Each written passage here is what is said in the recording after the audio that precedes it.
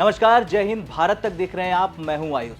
BRICS वो संगठन जो दुनिया के प्रमुख विकासशील देशों ब्राजील, रूस, भारत, चीन और दक्षिण अफ्रीका को एकजुट करता है, इस समय एक नया मोड़ ले रहा। रूस ने हाल ही में पाकिस्तान को ब्रिक्स में सदस्य देश घोषित करने का समर्थन किया और इस घोषणा ने भारत को बड़ा झटका दे दिया। इस फैसले के बाद चीन की खुशियां बढ़ गई है और चीन की मीडिया ने भारत पर तंज कसना शुरू कर दिया है और उसने भारत को पूर्वाग्रही मानसिकता वाला देश बताया। लेकिन ये मामला केवल एक सदस्यता के बारे में नहीं है, इससे जुड़े कई अन्य मुद्दे जो भारत की विदेश नीति और उसके वैश्विक कूटनीतिक रिश्तों पर गहरा प्रभाव डाल सकते हैं। आइए विस्तार से समझते हैं कि इस घटनाक्रम के पीछे क्या चाल हो रही है और क्या इसके दूरगामी परिणाम भी हो सकते हैं। दरअसल रूस का ब्रिक्स में पाकिस्तान की दावेदारी का समर्थन करना भारत के लिए एक बड़ा कूटनीतिक झटका है।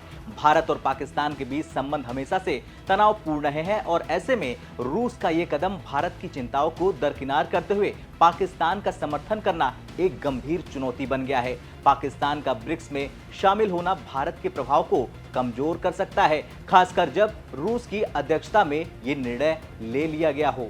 पाकिस्तान के शामिल होने से संगठन में भारत विरोधी धारा को भी बल मिल सकता है। तुर्की जैसे देश भी ब्रिक्स में शामिल होने के लिए तैयार हैं, जो कि भारत के लिए और चिंता का विषय है। तुर्की और पाकिस्तान के संबंध मजबूत है और तुर्की भी पाकिस्तान की सदस्यता का समर्थन कर रहा। चीन इस पूरी स्थिति में महत्वपूर्ण भूमिका निभा रहा। चीन और भारत के बीच पिछले कुछ सालों से रिश्तों में काफी तनाव आया हुआ है, खासकर लद्दाख सीमा पर हुए विवाद के बाद। चीन की मंशा ब्रिक्स में अपने समर्थक देशों की संख्या बढ़ाने की है ताकि संगठन के भीतर उसका वर्चस्व कायम हो सके।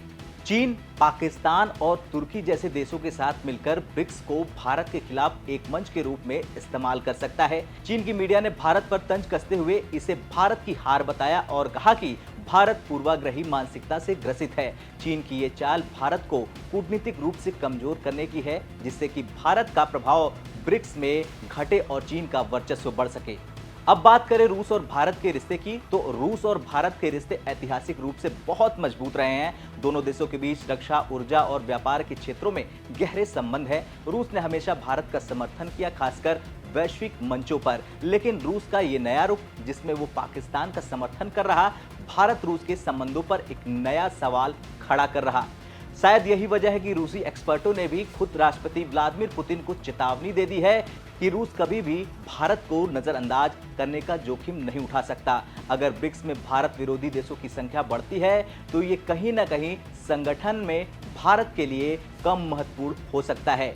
और अगर ऐसी स्थिति बनती है तो भारत पश्चिमी देशों के संगठनों जैसे कि क्वाड की ओर अपना झुकाव ज्यादा बढ़ाएगा।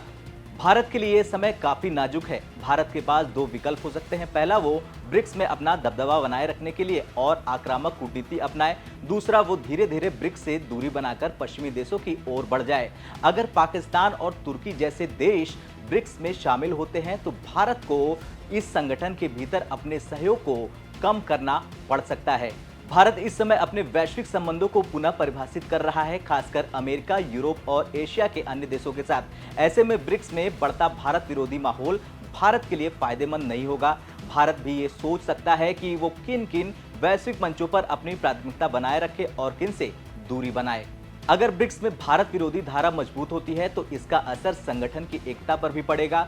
भारत और रूस के रिश्ते कमजोर हो सकते हैं और इससे ब्रिक्स के भीतर संतुलन बिगड़ सकता है। वहीं अगर भारत पश्चिमी देशों के साथ अपने संबंध को और मजबूत करता है तो ये रूस और चीन के लिए एक नई चुनौती पेश हो सकती है। कुल मिलाकर ये घटनाक्रम केवल ब्रिक्स तक सीमित नहीं रहेगा, इसके प्रभाव भारत, रूस, चीन और पाकिस्तान के बीच वैश्विक कूटनीति पर भी देखने को मिलेगा। खैर, कुछ भी हो, देखना दिलचस्प होगा कि आने वाले समय में ब्रिक्स किस दिशा में आगे बढ़ता है और भारत अपनी कूटनीतिक चालों को कैसे परिभाषित करता है। आपका क्या कुछ कहना है? जिस तरह से रूस ने समर्थन किया और चीन अब भारत पर तंज कस रहा, उसे लेकर कमेंट कर जरूर बताएं। जय हिंद।